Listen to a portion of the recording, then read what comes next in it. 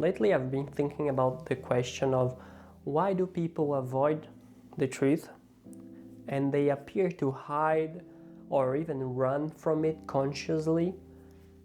And one of the reasons I see for it is that people fear being alone.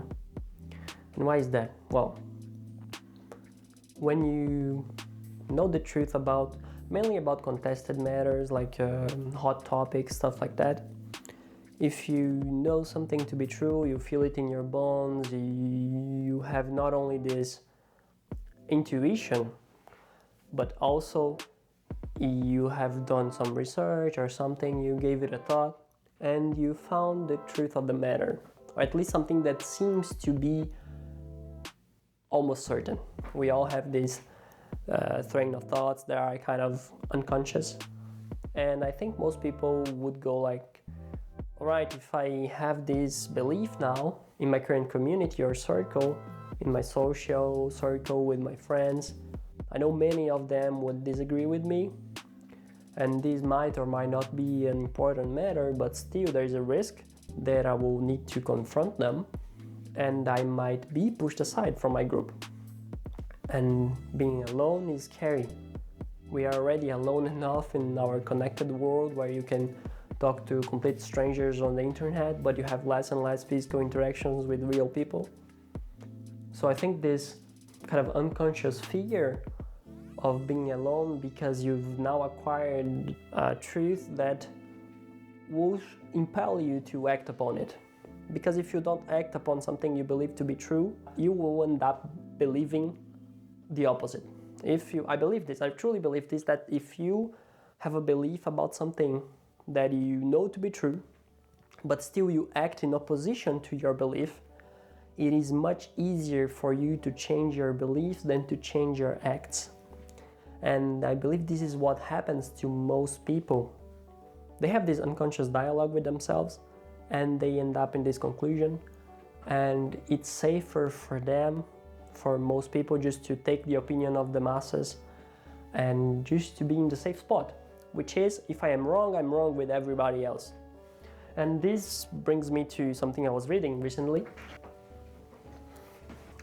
which is the 1984 book. And there is a passage in it where two characters are talking and one of them says to the other that they are trying to persuade, they're trying to gaslight them, kind of. And it goes like this: you would not make the act of submission, which is the price of sanity. You prefer to be a lunatic, a minority of one. And this made me think that we might be this person that, for the sake of sanity, sacrifice their own beliefs. And why is that? Well,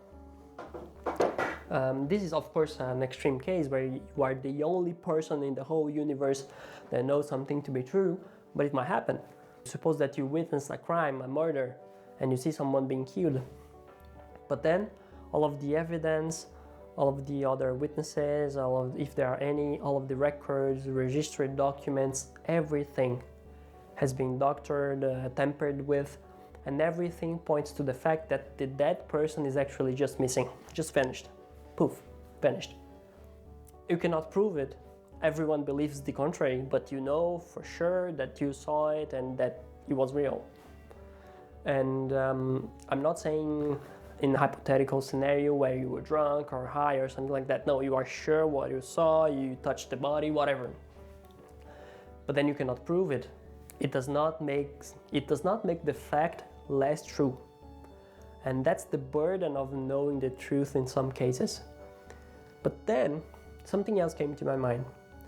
You would not be truly alone because you would be able to partake in a much more elevated community, which is the community of this wise men of all times. So you would be in the community of Aristotle, Socrates, and the wise people from the past, the prophets, Jesus, Muhammad, whoever that fit the description, of course, and it's part of this community.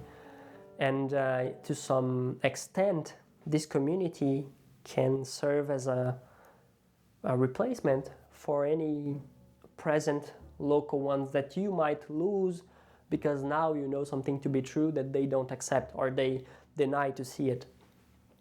And I'm not talking about bigotry here, that's not it. I'm talking about careful consideration of matters, duly made investigations and intuitions taken into account until you reach that level where the probable view of two opposing views, let's say, you investigate both, this one is more probable, then it goes from being just probable to likely to be true and then almost certain that it is true, and you settle on that.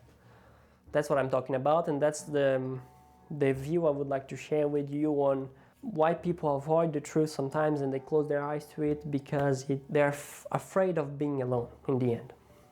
But there is also another aspect of it that I would like to share with you. This other aspect, it's less palpable but not less real, which is when you have an established view on some subject that you don't know where it came from, you just have it.